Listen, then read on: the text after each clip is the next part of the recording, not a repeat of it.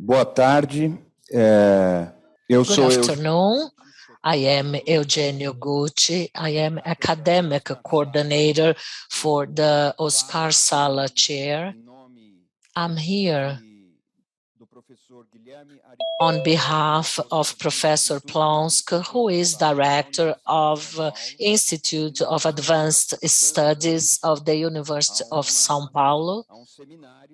We are about to start a seminar which is promoted by Chair Oscar Sala in the Institute of Advanced Studies of our university.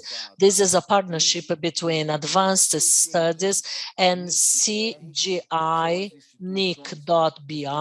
which are both institutions accountable for the governance of internet in Brazil. We have our researcher, Virgílio Almeida, who is just next to me, and he is the leader, the organizer, the mentor of today's activity. We have with us Professor Ben Schneiderman. It's a great honor to our institution to have Professor Schneiderman here with us today, participating at this dialogue opportunity. Having said that, I would like to open this meeting and welcome Professor Schneiderman, and would like to hand over now to Professor Virgílio Almeida for his opening remarks. Thank you, Eugenio. I'm going to switch to Portuguese because of the audience, but you can hear in the YouTube the transcription. You can hear what I'm going to say in Portuguese, so you can hear in English. Okay? Do you know how to hear what we say in Portuguese in English? Just there is one button on the bottom of the screen. So I'm going to read the Professor Ben Schneiderman curriculum vitae. O professor Ben Schneiderman Professor Schneiderman, he is an emeritus professor at the university and professor of computer science department, and also his founder and director of Human Interaction Lab, and he's a member of the Institute of the University of Maryland for Advanced Studies, similarly to our institute here in São Paulo. He is a fellow of the 3A Association for Advance of Sciences, for the Association of Computer Science, and 3E. In addition, he's a member of the Academy of Visualization and the National Academy of Engineering in the United States. He's got 6 honorary PhDs and awards thanks to his contributions in the study of human interaction, systems interactions, and visualizations. He is acknowledged by several of his collaborations, including technologies such as the web links, which are highlighted by colors, high precision touch screens, as well as photo tags. Professor Ben Schneiderman, he is a pioneer in the area of visualization, including database management, database query, and tree maps for hierarchical visualization of data manager throughout the networks. It's a great honor and pleasure to have Professor Schneiderman here today. He's an author of several books, including The Design of User Interface, Strategy of Human-Computer Interaction, and he's co-author of several other publications. His most recent book is artificial intelligence, human-centered, and that is the topic of this talk, and his book has been published by the Oxford publisher last February. It's an honor once again, Professor. You have the floor now. Thank you. Thank you. Obrigado. I'm very pleased to be here in Sao Paulo. I've visited in the past and I hope to visit again in the future. Brazil is a wonderful country in my experience, and I've enjoyed my travels in Brazil. Today's topic is human-centered AI. I wish I could speak in Portuguese, but I hope your translators will provide an accurate report of what I say. I'm always happy to wave the flag of the Human-Computer Interaction Lab at the University of Maryland, which celebrates its 40th year this year, and collaboration between many different departments at the University of Maryland. Our website has more than 1,000 papers and 300 videos and technical reports. You may take a look at those. But I hope some of you know me from the book, Designing the User Interface, now in 6th edition, to tell the remarkable story of how this modest-sized group of researchers were able to produce such a vast change and bring so many people the benefits of advanced technologies, mobile devices, cell phones, and laptops, and so on, the web, electronic commerce, and beyond that. So that's where I come from, but today we're focusing on a new topic of human-centered AI. The rise of artificial intelligence has been a quite remarkable story. Its benefits are expected to be very strong, but the dangers are also strong. So this is a different vision of what the future can be. And for me, human-centered AI is a set of processes and guidelines for achieving a new kind of goal. And that goal is to amplify, augment, empower, and enhance people. Amplify, augment, empower, and enhance people. We are, after all, about people, and we want to support them to do the things that they do in such strong ways. So this talk has 3 parts. First, the Hci Framework that gives us a new way of thinking. The design metaphors and the language we use provides us a new language and imagery, what we can think about future technologies, and then the 15 recommendations of how to make this happen.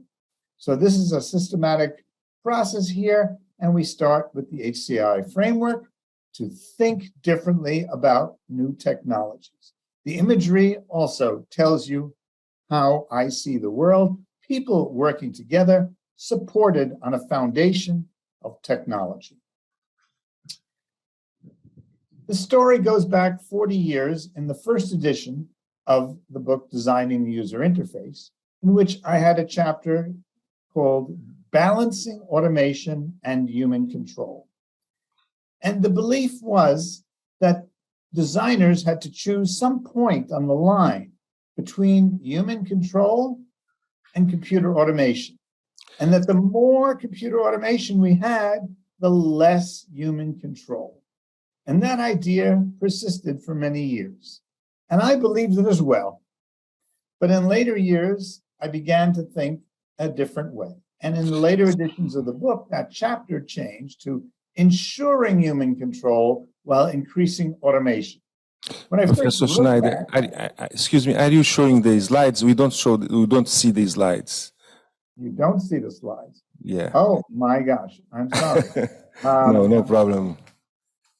Let's see. Yes, now, yeah. Oh, that's great. I guess we now they see. cut off the sharing, so you Okay. Okay. Let me go back and then just say the 3 parts for this talk are the Hci Framework, the design metaphors, and the governance structures. And we begin with the framework, a new way of thinking, and it takes me back to the first edition of the book and the idea of balancing automation and human control. And that if we had more automation, we had to have less human control. But in later years, I changed the title of that chapter to be Ensuring Human Control while Increasing Automation. At first, I didn't know what that meant, but eventually it became clearer and clearer. And the message was there are really two separate scales. We can have low and high human control and low and high computer automation if we consider the design carefully.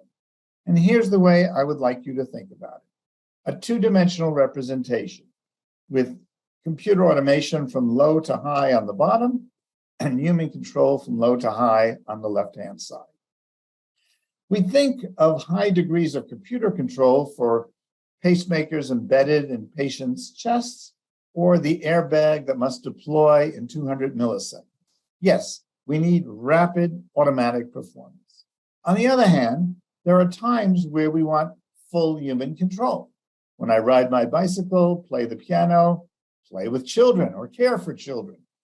All of those situations are ones where full human control, full human autonomy is what is needed. And the discussion is where we have a combination, where we can have reliable, safe, and trustworthy computers that support human control and high automation. My examples would be an elevator, where there's a great deal of automation, a lot of artificial intelligence and machine learning to schedule the elevators in modern buildings.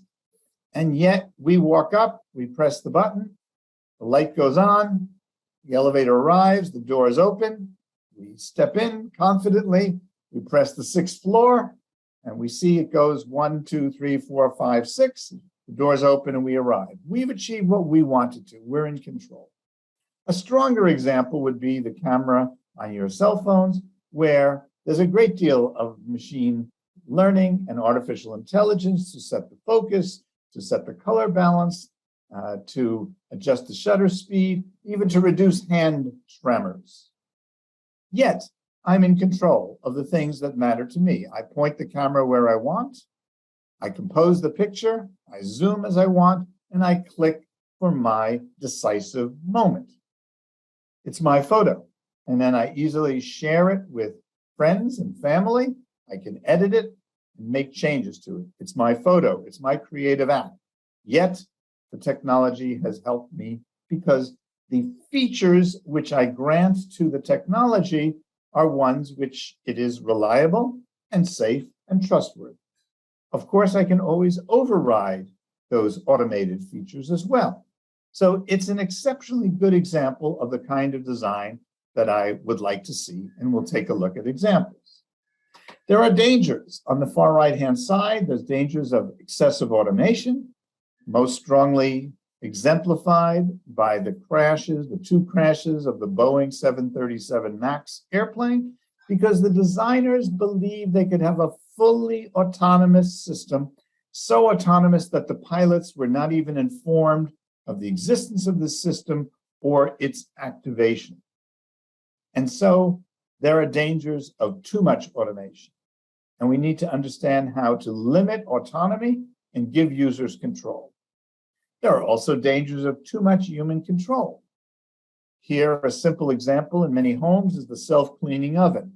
If the temperature goes above 600 degrees Fahrenheit, the door is locked. You cannot open the door because the dangers of opening the door are too great. And so we have to limit what humans can do. And these interlocks or guardrails are common ideas in human factors engineering over the last 40 years. Let's take a look at another example of pain control in hospitals. Going back to World War II, the time of the morphine drip bag, a plastic bag which dripped morphine at a fixed rate. And this was wonderful for many patients, but there were 2 dangers. There was a danger of excessive automation. There was a danger of too much morphine, and there was a danger of too little morphine that would not relieve the pain. Too much morphine could have deadly outcomes for the patient. And so the movement was towards greater computer control and an automatic dispenser that measured human heart rates and breathing rates and therefore limited the amount of morphine. But that didn't solve the problem of too little morphine. And so giving greater human control where patients could click on a trigger to get more morphine was a necessary improvement. Of course, there's a danger of too much morphine if the patient continues to click, and so these devices have a limit, an interlock that prevents too many doses of morphine within a fixed time period.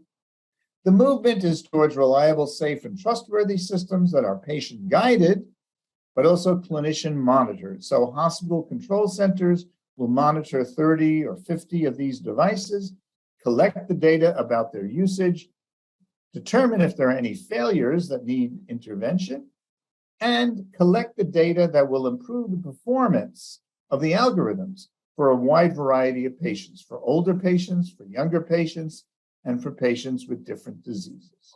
And so this strategy gives us fresh ways of thinking.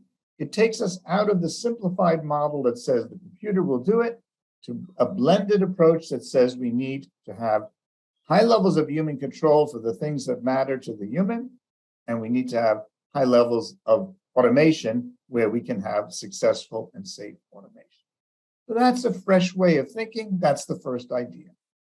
The second topic for this talk is a change in design metaphors.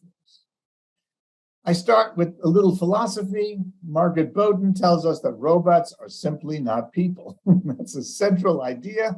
We need to remember that. Joanna Bryson says, humans, not robots, are responsible agents.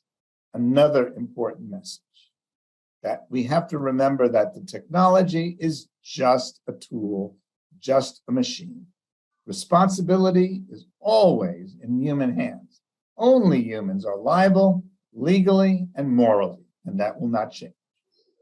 Secondly, there are distinctive capabilities of computers. And if we think of computers as being like people, then we may miss the chance to apply the sophisticated algorithms, the huge databases, the superhuman sensors, the information abundant displays, and the powerful effectors that computers have. The third principle is to support human creativity. Human passion, empathy, humility, and intuition are special. We have to respect and value human creativity. We have to support human self-efficacy and the capacity to innovate, to do something new and different, not a result of training from past performance, but of doing something entirely new and different. So that's where I begin. That's the outlook. And the result of this is there are some new ways of thinking. The old ways of thinking on the left, that we are going to have intelligent agents that are cognitive or linguistic and that appear to think and be knowledgeable. The old idea of teammates, partners, or collaborators that interact with us as humans do is another popular metaphor. Assured autonomy, that the machines operate on their own. And finally, social robots that look like people, that talk like people, and that are emotionally intelligent. These ideas are very popular, very attractive. I assume in Brazil as well. But they have not proven to be beneficial for the design of successful commercial products. The products that succeed are ones that I would call super tools, that augment human abilities, that empower users, that enhance human performance, and telebots that boost human perceptual motor skills and enable remote operations. We'll also take a look at control centers and active appliances as ways of thinking of new technologies. My favorite example you've already heard me talk about are the digital cameras that allow you to prepare the picture in just the way you want, take the picture in the way at the moment you desire, and then edit it and refine it and share it with others. It's an excellent example of what technology should be. There's a preview before it happens. We know what happens, and then we can edit what happens or change it or delete it and take another picture.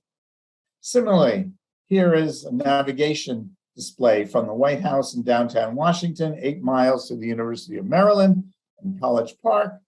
lots of machine learning and AI to give me 3 alternative routes, and even an estimate of the amount of time and current information about where there are slowdowns. Then it's up to me to choose the route through the city with many stoplights, or the longer route on the highway that may be more scenic, going around the city. Those are the choices I make. Users get a preview, they can choose what to do, and then they can change their mind at any time. They are in charge.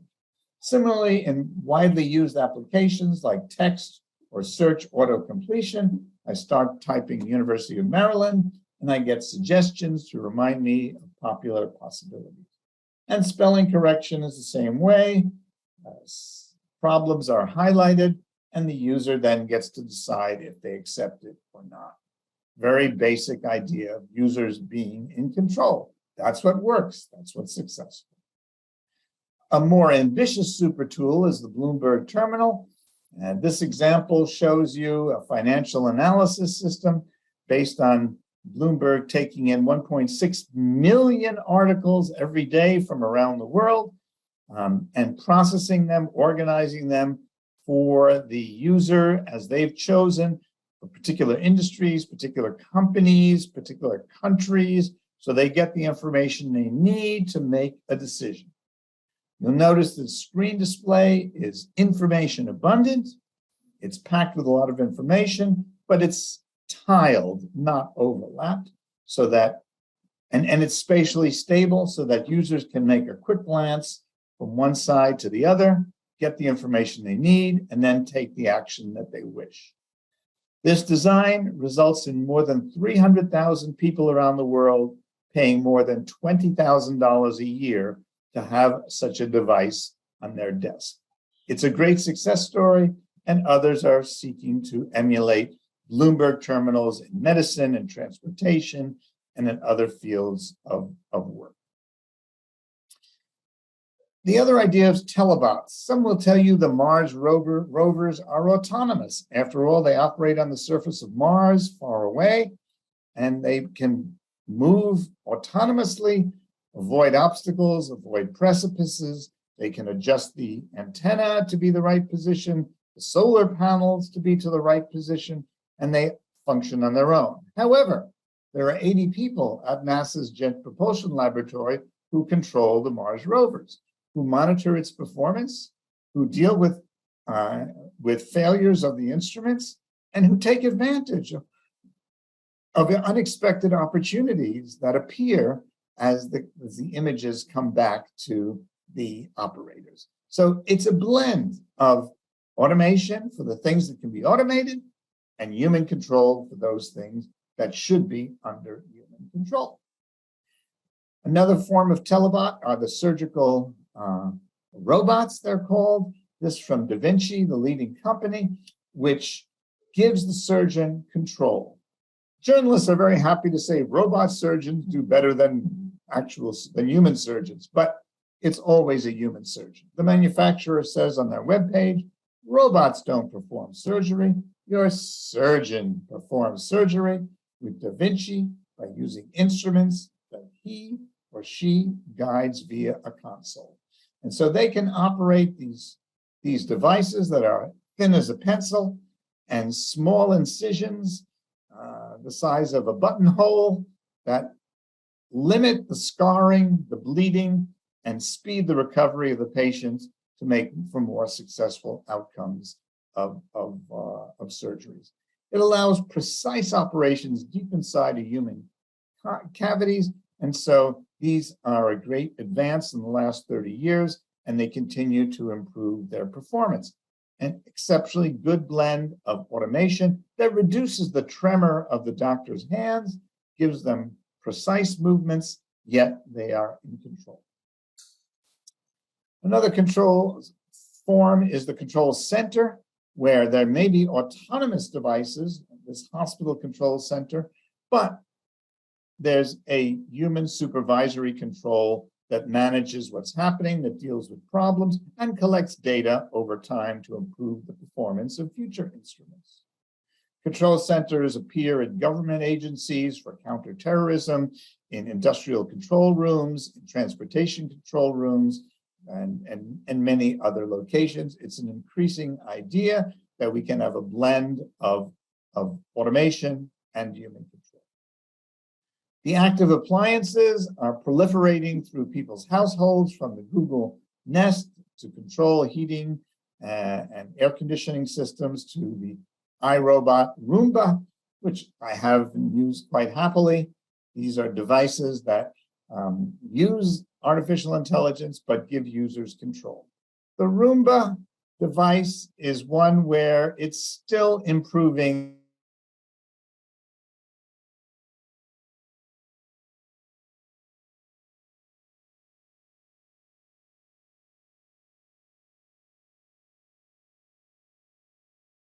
It operates autonomously, and so the cell phone apps that come with the Roomba are giving users a better form of control.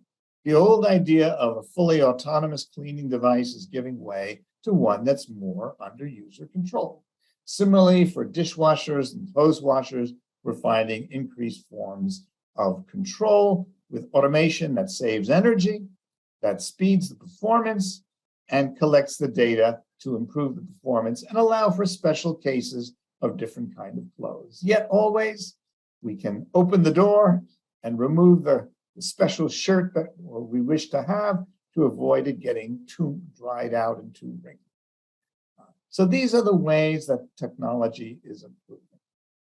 The cardiac pacemaker used to be considered to be an autonomous device embedded in the person's chest, but now it's becoming a controlled device that users operate from their cell phone, and the manufacturer of Medtronic can collect the data from tens of thousands of devices to improve the performance and the algorithms for everyone, and to enable tailoring of special cases for older adults or for children, so that these devices can be still more effective, still safer, still more reliable.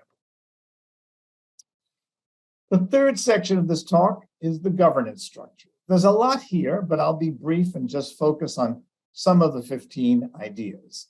They're presented in this diagram, which shows 4 levels. The software engineering teams are the technical practices. We'll take a quick look at some of these ideas of audit trails and explainable UI.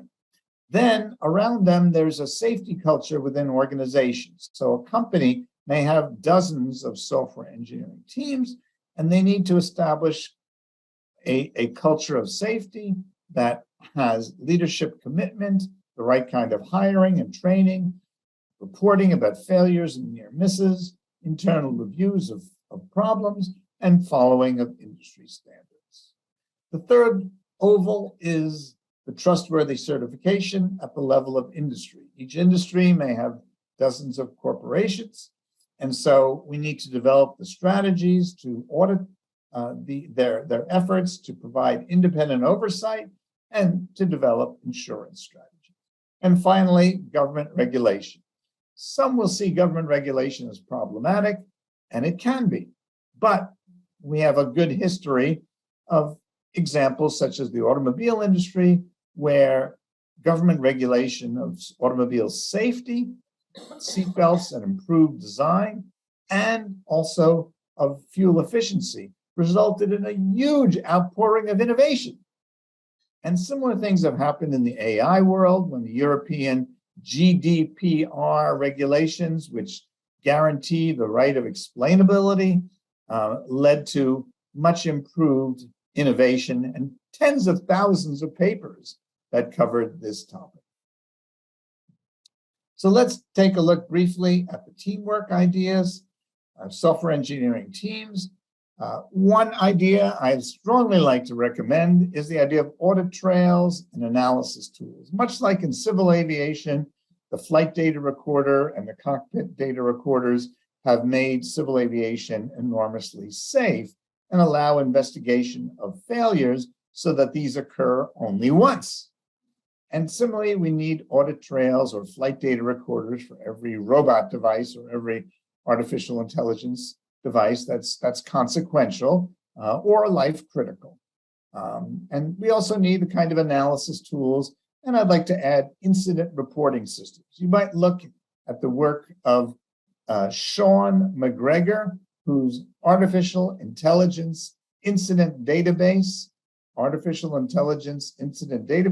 has already more than 1,600 reports of artificial intelligence systems failures.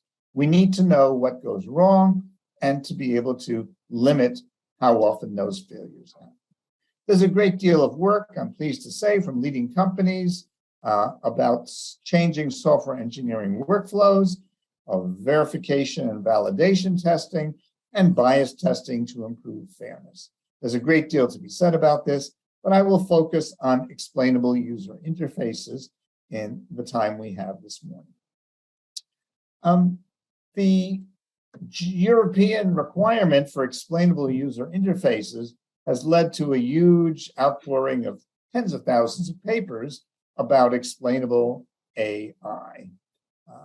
The majority, or 98% of this work, is about retrospective explanations. That is, the user gets a decision about their mortgage, about their job, or other decisions, and they say, why did this happen? They may receive a local or a global explanation. Local focuses on their case. Global is the general performance of the algorithm. This strategy, I believe, is not proving to be successful. It's very difficult to produce these kind of results, and I would encourage a new strategy, which is to prevent the confusion and surprise that necessitates retrospective explanations. I call these prospective user interfaces. They should be interactive, visual, and exploratory. Let's take a look at an example in the case of a mortgage loan. We see the first case of a post hoc or retrospective report. The user has requested a certain amount for a mortgage. They specify their household monthly income and their liquid assets. I know this is an extremely simplified version, but it gives you an idea of what I'm interested in. The old-fashioned approach would be to click submit and get a response where we see now a retrospective explanation. We're sorry, your mortgage loan was not approved. You might be approved if you reduce the mortgage amount requested, increase your household monthly income, or increase your liquid assets. Some would say this is pretty good. However, users don't know how much they need to reduce their mortgage amount, or increase their household monthly income, or increase their liquid assets. They might increase their liquid assets by borrowing money from family members, but they need to know how much. And so I suggest this approach, which I call prospective user interfaces, where you get sliders and you, instead of typing in a number, you can explore. If you move the slider for mortgage amount requested to reduce the amount, you'll get more blue, and therefore your score will go up to get closer to the score needed for approval. If you increase your household monthly income, you can see how the score increases, or if you can increase your liquid assets, your score will also increase. And this approach lets you explore and understand the sensitivity analysis. Which of these three variables produces the largest effect for a small change? This idea is beginning to spread, and this is a charming example from some British librarians who made a system to recommend novels. There are 4 categories of sliders, from funny to serious, from beautiful to disgusting, from no sexual content to explicit sexual content, and from optimistic to bleak. And as you move these sliders, the covers change immediately. You know why you got a new recommendation. You understand it. And newspapers have moved to put sliders for sports, politics, entertainment, to enable users to get recommended articles according to the topics that they're interested in. Another example is of music recommendation, where here 5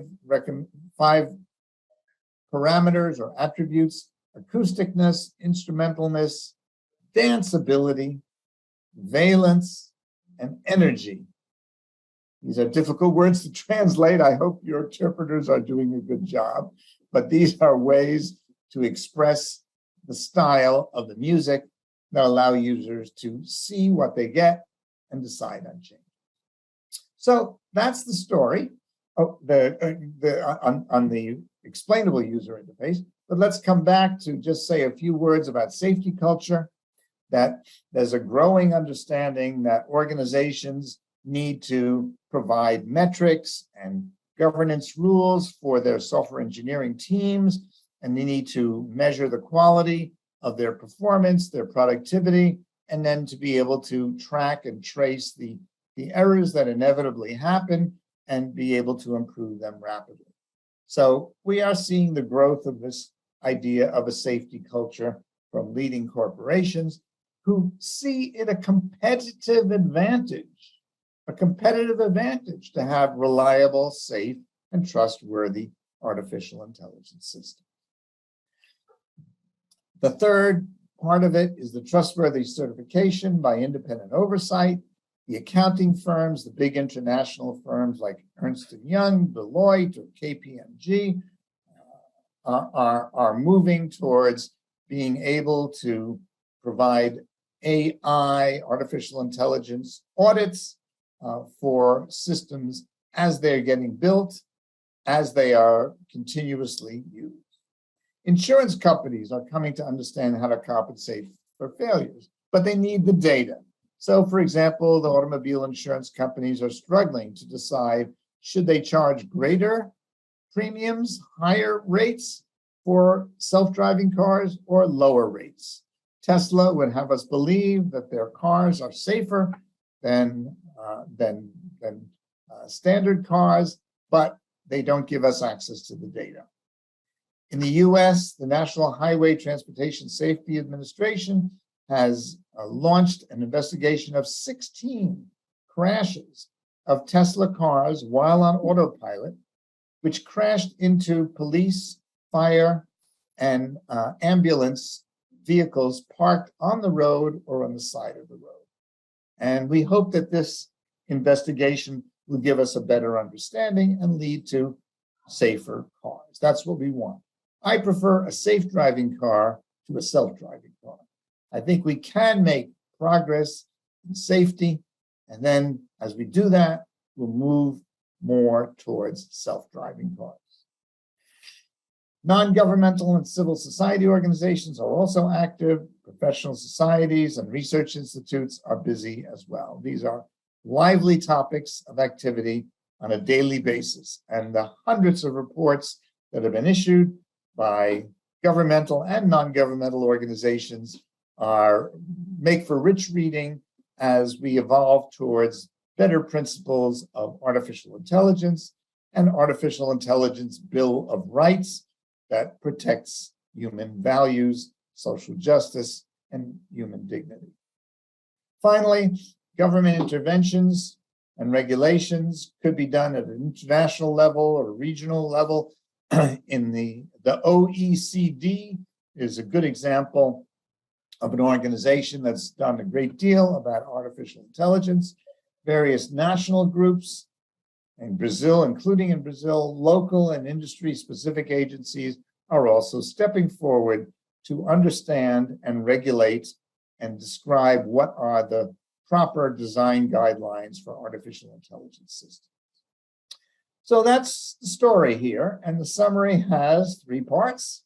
The Hci Framework, I remind you, this two-dimensional way of thinking which opens the possibilities to new designs. And of course, people have suggested a 3-dimensional framework or a 4-dimensional framework. And you may have ideas that can build on this notion, but I remind you of the value of thinking of computer automation independently from human control. And you want to give human control where possible and use computer automation where it can be made reliable, safe, and trustworthy. Secondly, the design metaphors, maybe the most controversial part of my presentation. There's a great attraction to the notions of intelligent agents, of teammates, of assured autonomy, and social robots, yet these have not proven their value. Social robots have continuously failed, although I have to say, there's a continuous revival of the belief that this idea will prevail. And so be aware of what you read. And as you see the companies that are promoting social robots, be aware that there have been many, many failures in the past. And I don't see that there's reason to hope that these will be different. There are better ways of thinking. So I suggest the language of super tools, of telebots, of control centers, and active appliances. These are the language that I'd like to see used to describe the technology of the future, and then the principles and guidelines of design that underlie these different ways of thinking are what are really important. The third part of this talk is the governance structures for human-centered AI. It's quite an elaborate structure of 15 recommendations. And so I turn to this framework for the book that I wrote earlier this year on human-centered AI. We start always with respect for human values, the desire to support human rights, social justice, and individual dignity. And we do this by promoting individual goals of self-efficacy, creativity, responsibility, and social connectedness for people. The way we implement it in the engineering world is reliable, safe, and trustworthy technologies at the team, organization, industry, and government levels. At every point, we need to remember the context of the many shareholders. Here I list 5 of the 30 categories of stakeholders or shareholders in this process. The researchers get a great deal of attention. The developers are also important, but business leaders, policymakers, and the user communities themselves are now stepping forward to take responsibility and participate in the design process. At every point, we also need to remember the threats that this technology will be used by malicious actors, cyber criminals, terrorists, political operatives who wish to spread misinformation and disinformation, and other problematic sources. We need to do extra effort to make sure we limit the dangers from malicious actors. There are also biases from the training data that may be not representative of the usage case that we are seeking to support. And so the understanding of the ethical, the racist, the sexist, and other problems that can occur from the wrong kinds of training data that lead to bias. And finally, we always have to take the sense of humility that the software itself may be flawed. It may not be operating correctly, as has appeared again and again. And we can strive to make it better and better. That's the message of the book, Human-Centered AI. I hope some of you will take a look. It's gotten some very good reviews in the UK. Brian Clegg says it's one of the most important AI books in the last few years. I was very pleased that he listed it as an AI book. It was not about user interface or human-computer interaction. It was about AI. David Tyke, in a very prominent Forbes business magazine, says excellent introduction, valuable to management who need to both understand how to better direct AI development and to require appropriate AI to solve market and social challenges. That's the message. I hope you'll take a look and take a look at the cover and think about the visual representation. I close by inviting you to participate in this movement. This will not be easy. This will take many people's participation. There's a Google group that I run that once a week, I put out a newsletter on Wednesday afternoons. If you come to that page and sign up, I'll be glad to include you. There are more than 2,500 people who are recipients of this email and who respond in various ways and contribute to the discussion. There's a Twitter account, Human-Centered AI, a website with further information, and for those who wish, 30% discount on the Oxford University Press website, and you're welcome to use that. So thank you for your attention and for the opportunity you've given me to come to you in Sao Paulo, and I look forward to questions and again, thank you for your time and your attention. Yeah. Thank you, Professor Schneiderman. It was a great presentation.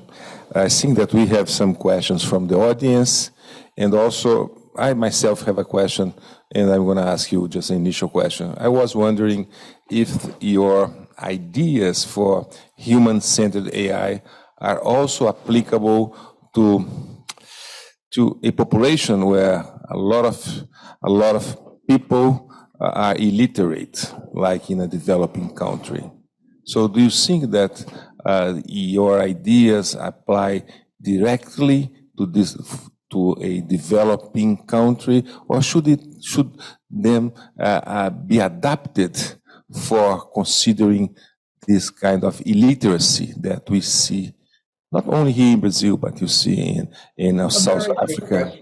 I think, we're always aware as designers about the very different communities. Illiteracy is one challenge, but various forms of disability are another challenge. And so as designers, we have to be constantly aware of these different communities.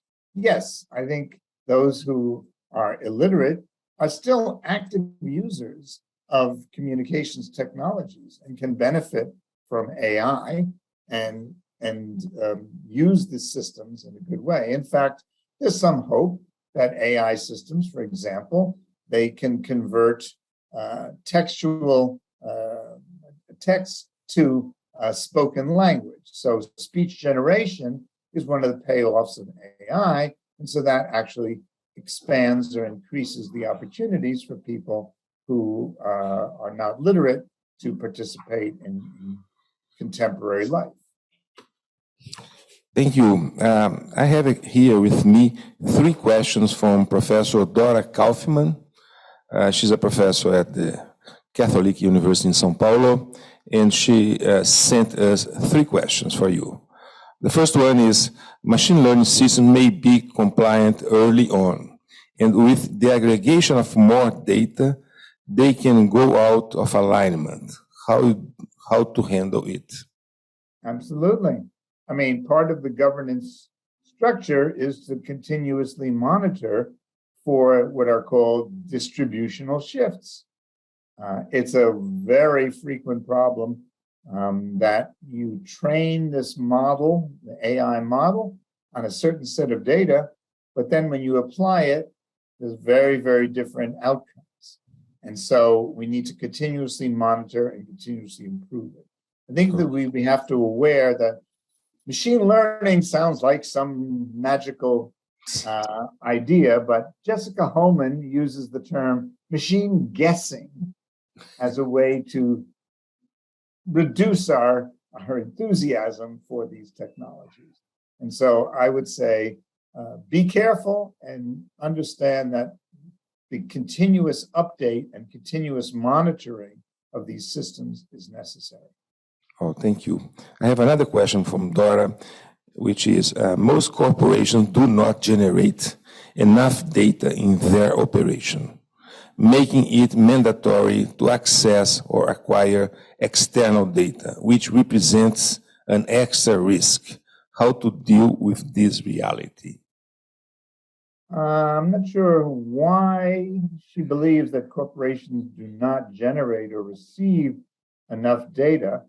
I think many people are worried that they have too much data, that privacy becomes violated, and that corporations are too powerful.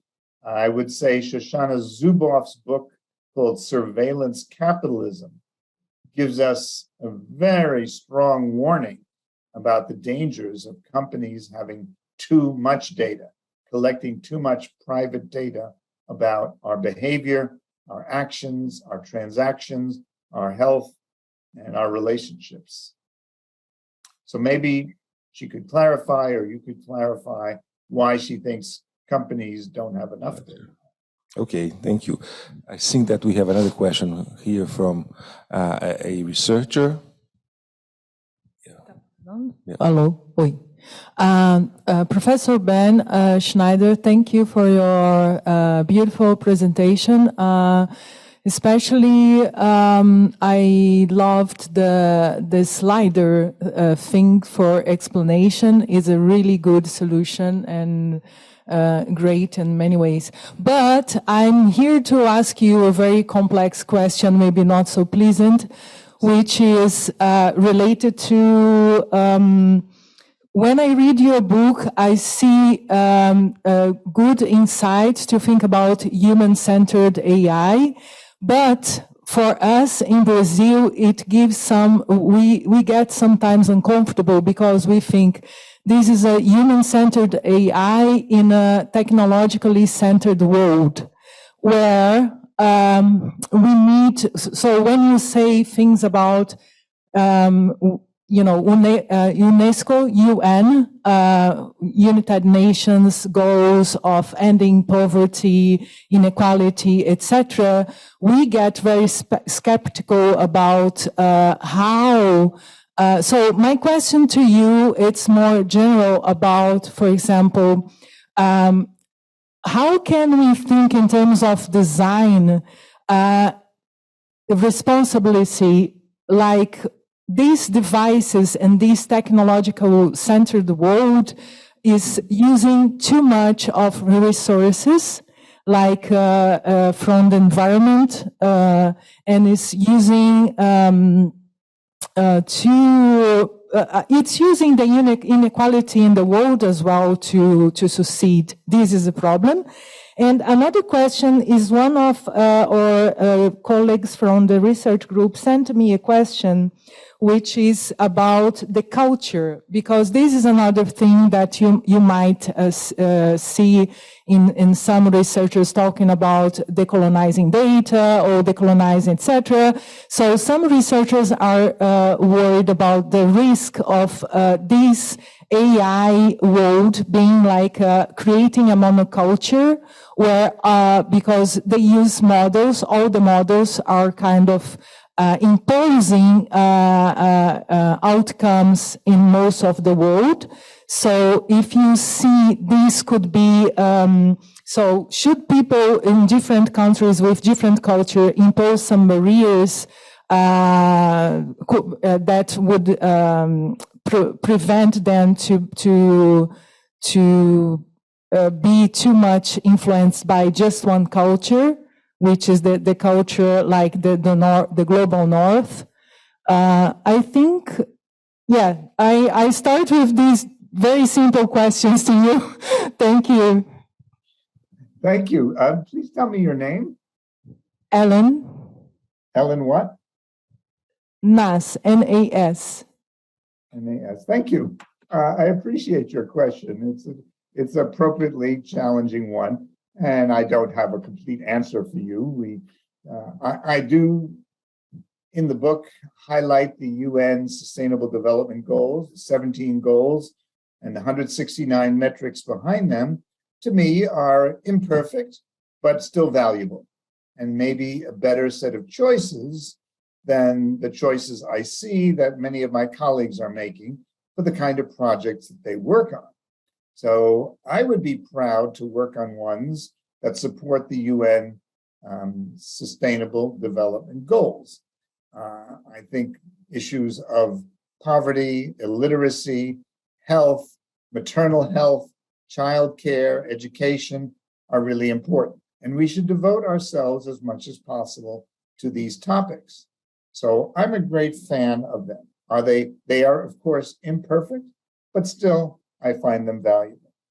Your concern about the monoculture, you said, of high-tech global north as opposed to poorer, let's say, global south, is a simplification. The global north is not a monoculture. There are many, many different groups, subgroups. There are continuous discussions and arguments, as there are in the global south. And I think many of us are open to those discussions and would seek to support that kind of forward-looking discussion. I would say the problems are different in the global south, but we all have to face the problems of environment and climate change.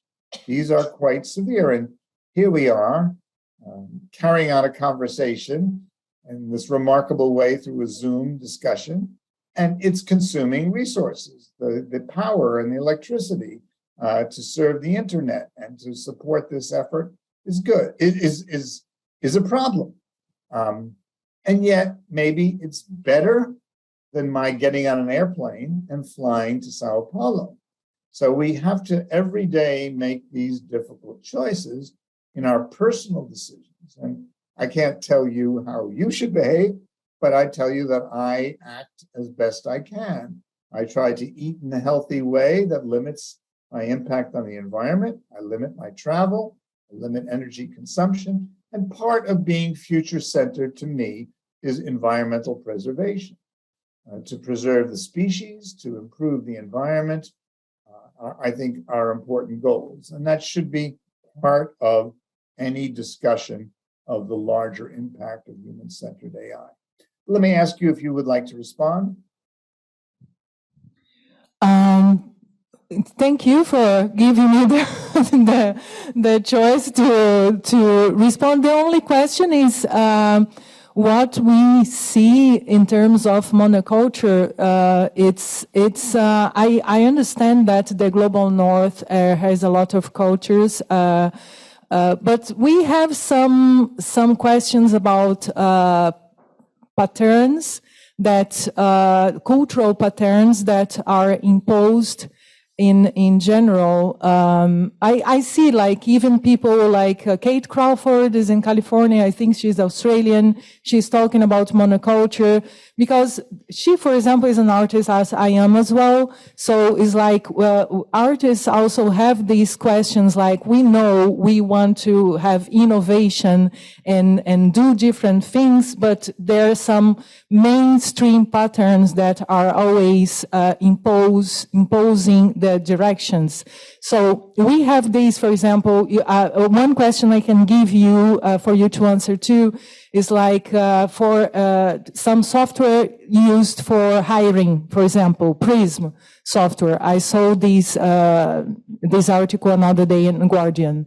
So what happened is they choose some patterns. Like let's say, for instance, if someone is unemployed more than 6 months, is going to have a lower score. If someone has this and that and et cetera, et cetera. So that end up these kind of patterns, some people, only few people will have a good, or some type of people will have a good score within those patterns. So do you understand what I mean? So that happened in the same way in other uses of AI too. We all see injustices, we see unfairnesses in every culture. I work as best I can to make the world a better place. I'm an optimist. There's a lot of work to be done. I need your help. We all need to work together, and it will take a long time to make these changes. But I would like to, I see in my lifetime dramatic improvement to the lives of billions of people. And so I would like to encourage those developments and do my best to help them. I've seen how the work that I've done, the technologies, the cell phone, the web link, and so on, I believe they've brought many benefits. Of course, they've brought the malicious actors as well. And there will always be these dangers. So be alert to the dangers, do the best you can, and let's keep talking about it. But please join me in trying to make the world a better place. Thank you very much. Good afternoon. First of all, I would like to congratulate about the lecture and book. It provided me with several insights. In a nutshell, I would like to highlight when you point out about the need to think beyond dualities and interdisciplinary approach. And in addition, the problem about transparency and explicability. There is a student about Cornell University that highlights about the problem is the initiative is focused on not in the end user. That's to say, it's focusing the engineers to help them how to rethink the model. So there is a gap between explainability in practice and the goal of transparency with respect in the end user. How could be do to focus about this gap? Another question would be next to the question made by Dora, is about how to deal with the emergent bias. That's the case, there is not bias in the original context, but would be a bias in the context shift.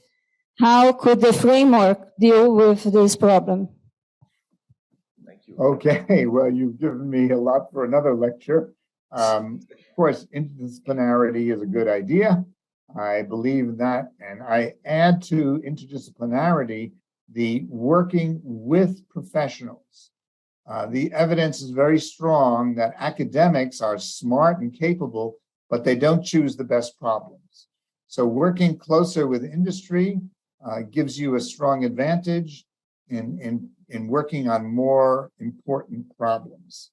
Interdisciplinarity and, as it's called, intersectorality, intersector, to work with professionals in business and government. Your second point about transparency and explainability, these are large and complex issues, as is the third point about emergent bias. But I would say these questions seem to me come from a point of view of discussion of ethics. Ethics is very good. We need to learn ethics, but it's not enough. For me, design is the necessary step forward. We have to get past asking questions, and we have to think carefully about the particular design of specific systems and then measure the performance. So for me, the shift to design and the building of actual systems and taking responsibility for what they do is the necessary step. I hope that helps you. I hope you're sympathetic to it. And I would say to engage in real world problems and deal with real design and be a responsible partner in these projects. Thanks so much, Professor. Thank you.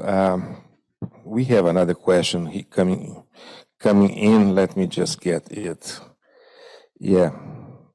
It's a question about the big techs and their logic on the platforms, and how can we think about profit, values, content moderation, all of those things in the context maybe of this idea of human-centered AI. It's a lot of questions. It's very big questions that are very general. I think you're asking about big tech and particularly like social media and content moderation. So, I mean, each of us could take a step. And Jaron Lanier's book about 10 reasons why you should stop using social media left a big impact on me. And I still occasionally use social media, but I would say I've mostly backed off from using Facebook and prefer personal communications and events like this one to reach to individuals, to be in exchange, to be in dialogue with people and uninterrupted by the technology. So yes, I think content moderation and limitations for misinformation are important topics. And these are things that individuals should do, but also the social organizations need to be part of that. We need to be able to appoint editors that we are sympathetic to, because we should not need to moderate the content ourselves. We shouldn't have to view and check every social media feed we get. We should be able to have a limited set of information that comes to us from our choice. Yes, I know Facebook has 120 settings that allow you to control aspects of your news feed. but it's so overwhelming that individuals cannot possibly succeed. And so we need to find better ways to give people control or to allow them to designate others to be in control for them. That's my preferred approach. Thank you. I have another question here from a father of a child with limitations. And his question is about how this human-centered AI could be adjusted or could be applicable to people, children with serious limitations in terms of emotional limitations or speaking limitations. And so that's the question. Every technology has to be designed to accommodate the needs of diverse users. I have been active with disability and accessibility communities. University of Maryland is a world leader for this topic, and the accessibility tools on your Macintosh and PC and other computers and the World Wide Web come a great deal from the work of Greg Vanderheiden, now at the University of Maryland, and Jonathan Lazar, who leads the Trace Center, which for 50 years has pioneered this work.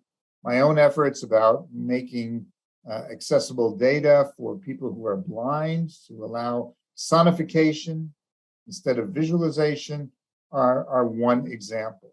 But I'm a great enthusiast for doing that. It's a great benefit.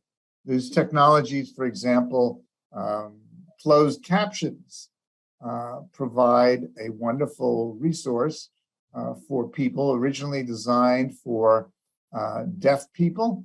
It also allows the use of computers and videos in airports, sports bars, and many other places. So the technology can actually bring benefits to these diverse range of users. And it's up to all of us to pressure the companies to give attention to that. I see positive steps forward, imperfect though they are. I do see steps forward, and I see in my experience how the work that individuals do does manifest itself in improving technologies. Well, thank you. Thank you for your wise words about this, the benefits of technologies. And I would like to thank you for your talk and for the answers to the questions. And I think that now we have Professor Ari Polsky, which is the director of the Institute of Advanced Studies, and I think he will give some words to you and to the audience. Thank you very much, Professor Virgilio. Dear Professor Schneiderman, many thanks for your approach, for your availability to be with us, for the delivery, and for the empathy with which you heard the questions and answered them. I was very, I think, impressed by several things in your book. I'll just mention the first one, which is in the very beginning, when you say reframing established beliefs with a fresh vision is amongst the most powerful tools for change.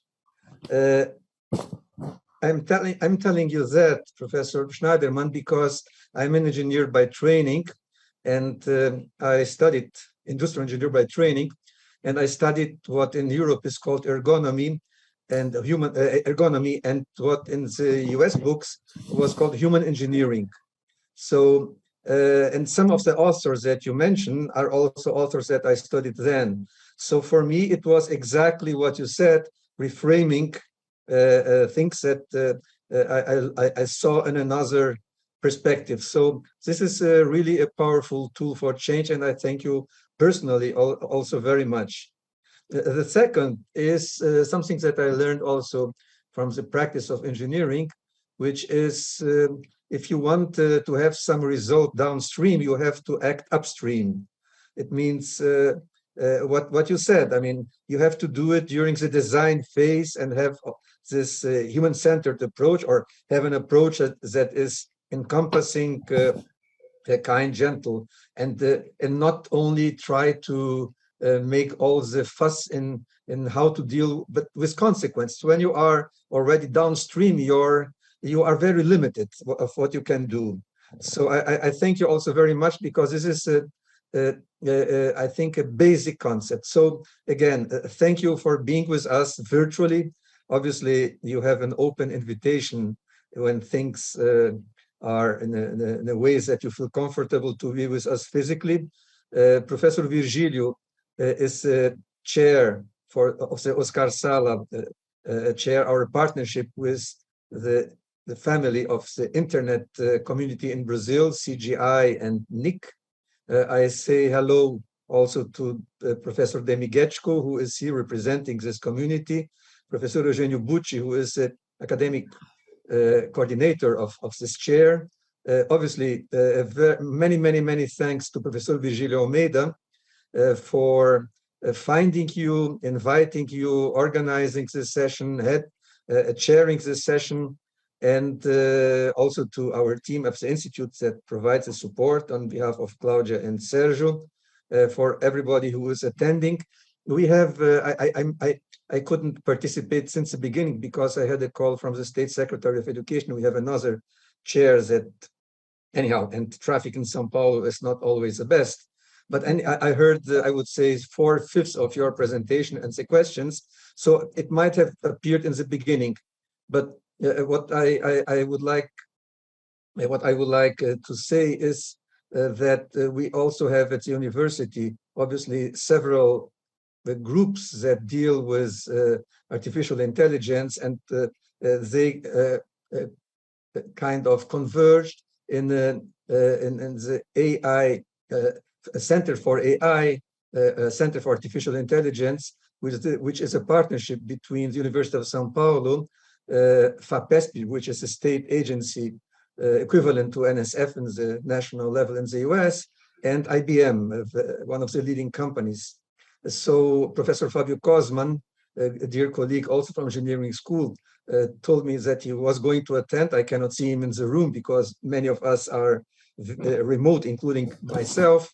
But so I think that what you brought for is not only relevant for the Institute and the Oscar Sala chair, but also for other groups at the university. And I think also the book that you wrote, so fresh, January this year, will be a game changer and open minds, as you already did with us. Thank you so much. Thank you. Obrigado. Por nada.